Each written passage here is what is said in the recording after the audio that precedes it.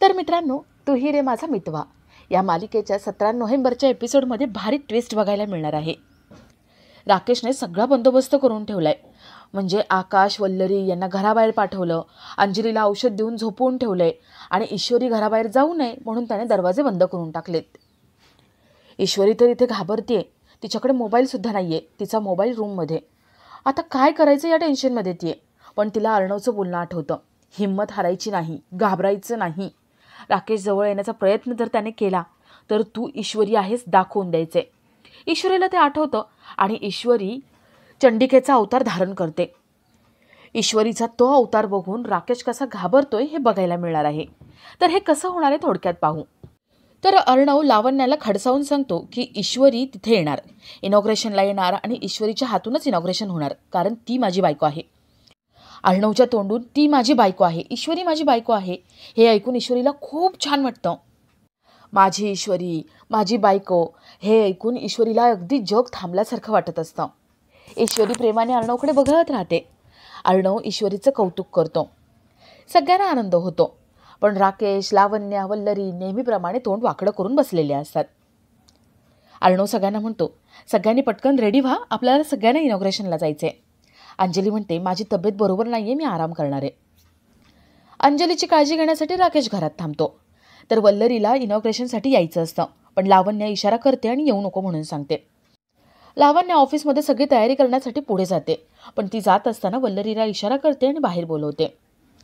इथे आतमध्ये अर्णवसुद्धा रेडी व्हायला जाणार असतो, पण तो आकाशला सांगतो की आकाश, ईश्वरीची सगळी जबाबदारी तुझ्यावरती आहे. तिला एक क्षणसुद्धा नजरेआड करायचं नाही आहेस तू. आणि ईश्वरी, तू दोघांनी पण सोबत ऑफिसला यायचे. आकाश ठीक आहे म्हणतो, पण आकाशला डाऊट येतो की हे नेमकं काय चालू आहे. अर्णव ईश्वरीची एवढी का काळजी घ्यायला सांगतोय. अर्णव वरती आवरायला निघून जातो. तर इकडे वल्लरी लावण्याला जाब विचारते.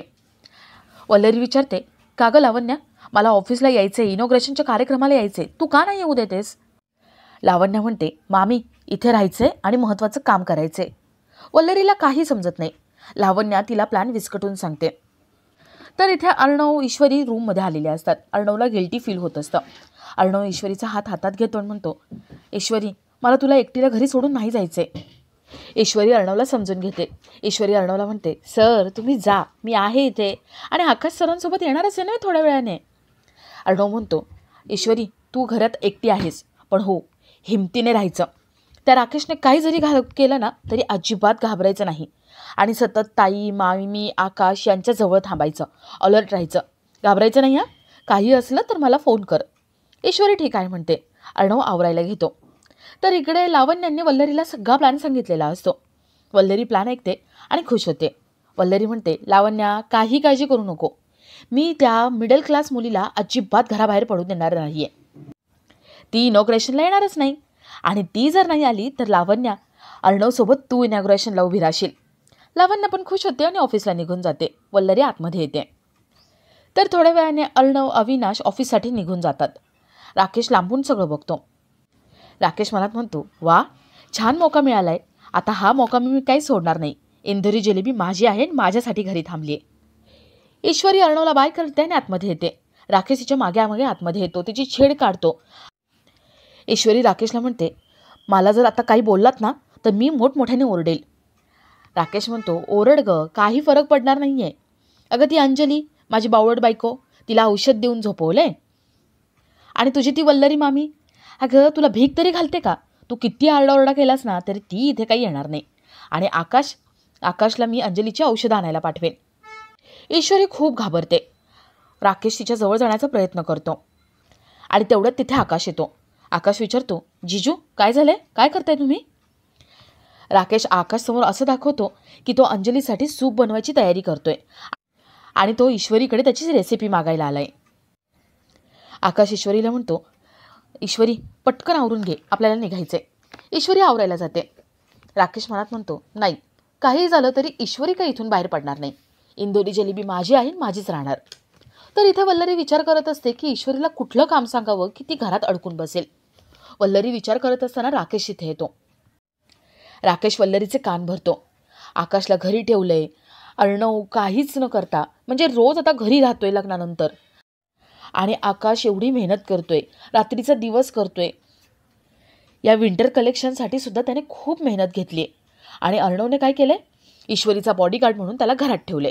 आता हा ईश्वरीचा ड्रायव्हर म्हणून ईश्वरीला घेऊन जाणार. ही कुठली पद्धत आहे? वल्लरी म्हणते, हो, मला पण ते पटलं नाहीये. ईश्वरीने ऑफिसला जायलाच नको, आकाशने एकट्यानेच जायला पाहिजे.